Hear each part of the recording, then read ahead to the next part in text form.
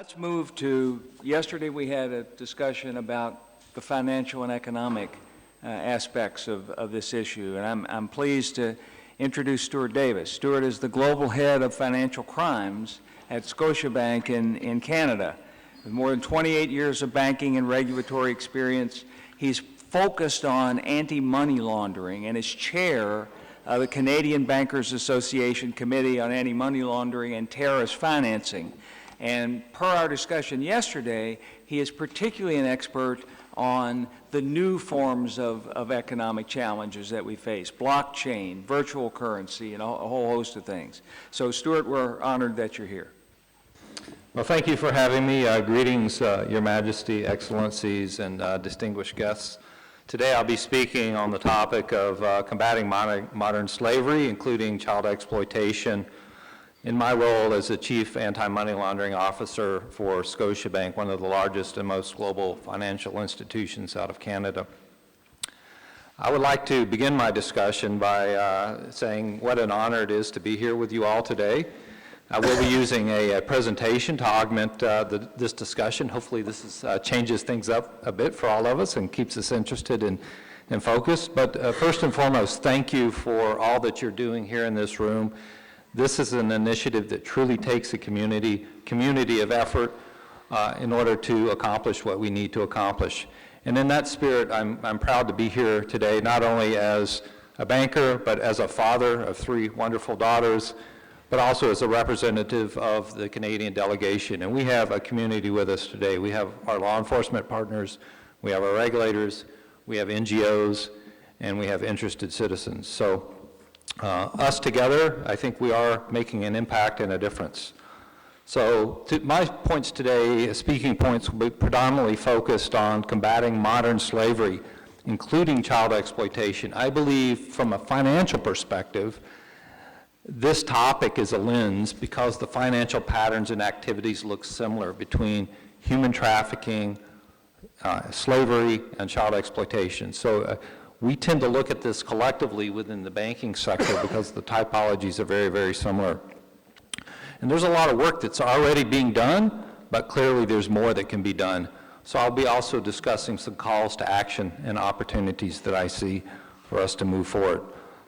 Trafficking and exploitation are distinct criminal offenses, but they are related in that some similar typologies in the way that banks can detect and disrupt these crimes do manifest themselves in financial transactions. And banks have a legal obligation to detect and report the money that is moved as the proceeds of crime. And this is a very important distinction. Money that's moved, not necessarily the predicate offense. If we see the predicate offense and we don't see money moved, we may not have a legal obligation to report it. So I just want to point that out. But many banks that fail to do so in their obligations are subject to fines, penalties, and I'm sure you've seen the press articles on these again and again in the newspapers.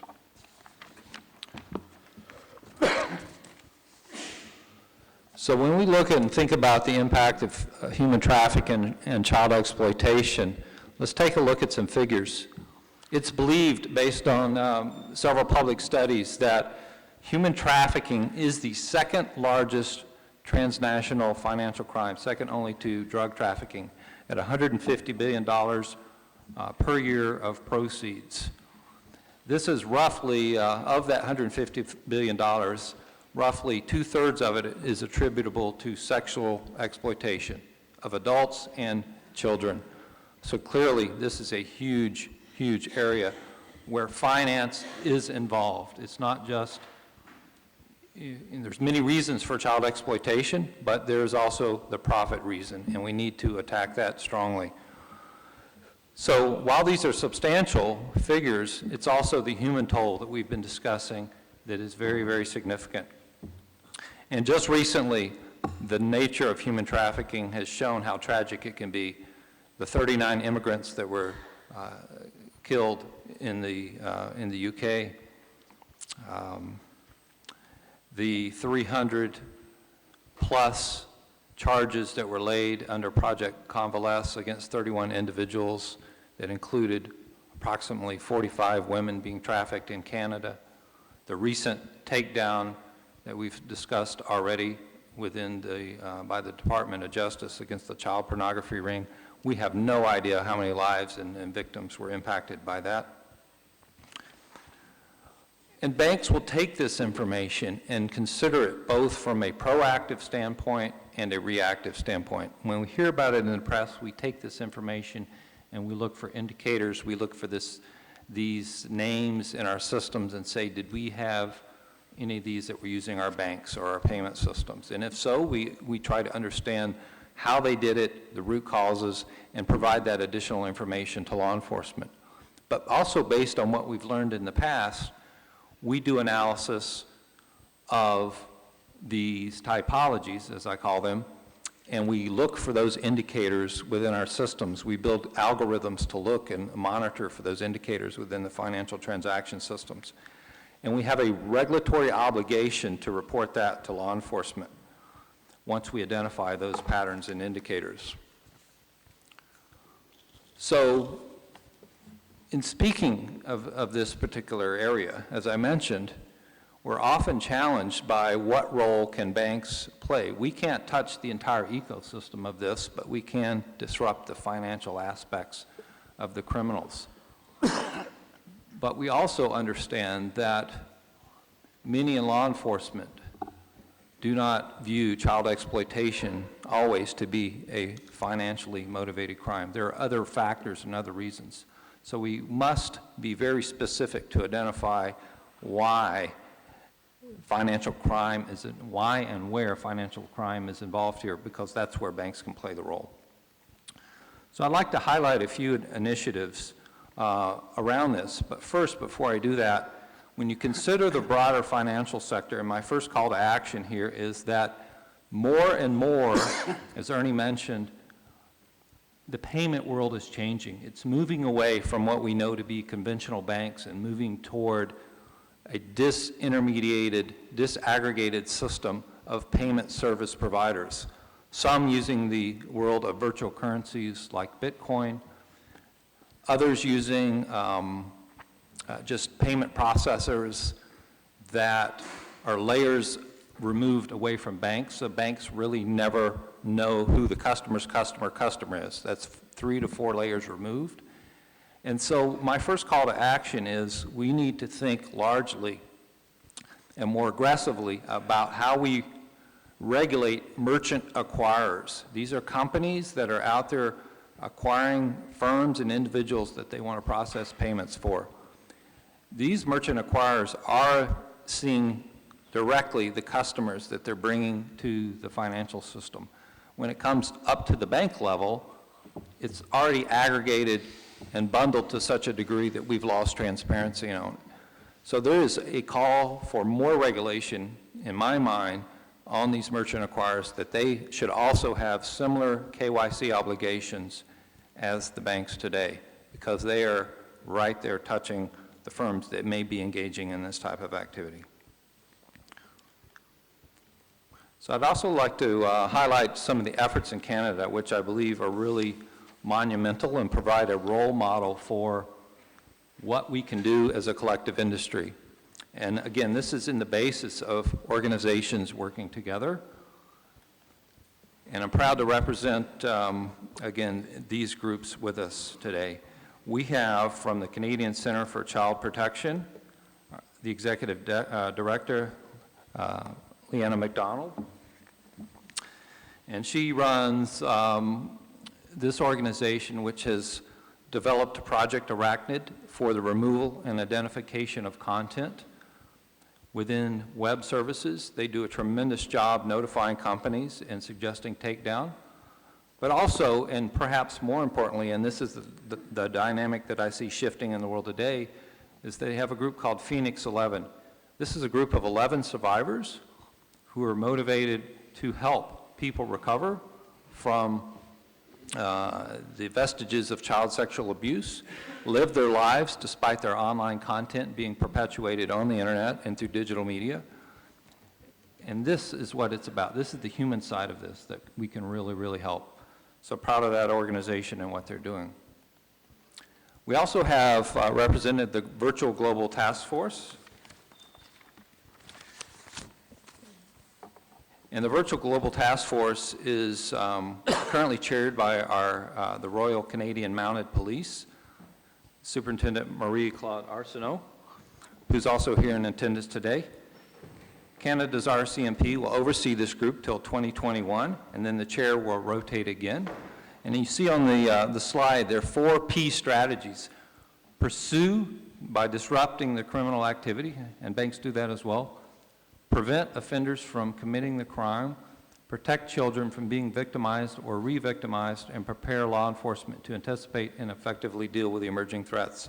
And there's really a 5th P that I think they're focused on as well that's key here, and that's the P for public-private partnerships.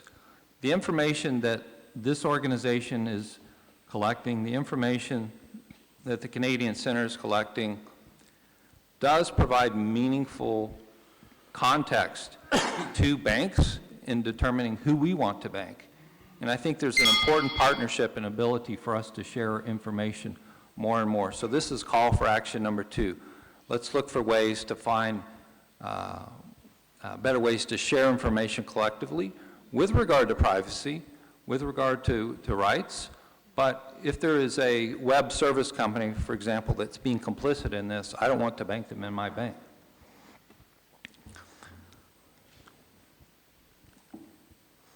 So turning now to what else can be done in these public-private partnerships, Canada itself, through government funding, has dedicated $50 million to combating trafficking and exploitation.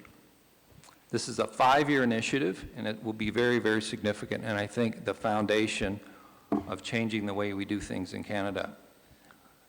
There's also been legislation passed which says receiving financial or material benefit for the purpose of committing or facilitating trafficking in persons, especially child victims, will carry a maximum penalty of 14 years and a minimum penalty of 2 years. So the ability to prosecute the crime is so key. But through this initiative, there will be a greater collaboration with banks and financial institutions. And this really reminds me of Project Protect. In 2016, we had a victim of human trafficking stand up in a forum within Canada and said, who will stand with me? Who will stand with me to make a difference? And some people on my banking team at the time said, we'll make a difference. My boss doesn't know about it, but we're going to do something about this. And we launched Project Protect. Project Protect is an effort to focus on anti-human trafficking. And again, many of the typologies are very similar to what we see within child exploitation. The impact of Project Protect in Canada has been significant. We have seen an increase of over 700% in the reporting of suspicious activity transactions to our chief regulator, FINTRAC, who's represented by Nada Saman here behind me. And we're proud to have them really stand with us. This was a partnership with the government to address this. The other aspect of this is it caused the industry to shift in the disclosures that FINTRAC made to law enforcement from reactive to proactive over the time. So it's much more upfront interdicting rather than responding to crime after it's already happened. This has been a tremendous benefit. It's garnered worldwide attention. And this is the type of public-private partnership we want to continue to see grow. So my third call to action is that I really think there's a great opportunity to stand up a public-private partnership globally around this very topic within the banking sector. And I think it can be perhaps a 7th dimension of the Child Dignity Alliance. I know you've got 6 key points, but I didn't see one on finance, and perhaps that would be another opportunity where we can bring together many financial institutions and payment service providers for this type of change. The feedback on Project Protect has been immense, and most recently, in fact, just this week, the OSCE and Joseph Mari over here worked with them very closely to draft a compiled typologies document of over 600 indicators on human trafficking and what to look for within financial transactions, as well as a model for banks to follow in terms of referring that to law enforcement and to their chief regulators for further follow-up action. So we're further exploring ways that this can be brought forward, but this reference document is now publicly available and would be good for all to consider. Recently as well, and shifting back to this idea of helping the survivors, the United Nations launched the Liechtenstein Initiative. This is a consortium of work and study for about a year, which said how can financial institutions help mobilize themselves against modern slavery and human trafficking. One of the key aspects of this is the recovery, financial recovery of those that are the survivors of human trafficking. And Scotiabank stood up as part of this initiative and said, we would like to help, and we've opened 2 accounts in partnership with Salvation Army to help victims of human trafficking recover their financial lives, and we're planning to expand that more. This is a pilot project, but now that we're learning how to do this well, we're expanding this more and more, and we're encouraging other banks to do so. The goal of this is for banks globally to do that, so that's really a third call to action. More banks need to help the survivors of this space. Stuart, we probably need to start wrapping up if you can. I was waiting for the clock, so I didn't see that. Thank you. Okay. And then finally, from an industry expectation standpoint, we all in banking have environmental, social, and governance mandates, ESG. I think this can be expanded to many other industries within this sector, including that of the technology sectors. And the focus on S, social. What social good are we doing? The likes of recovery accounts for victims and survivors is the next step, and I think it'll continue to get great attention as we move forward. So thank you. Thank you, Stuart.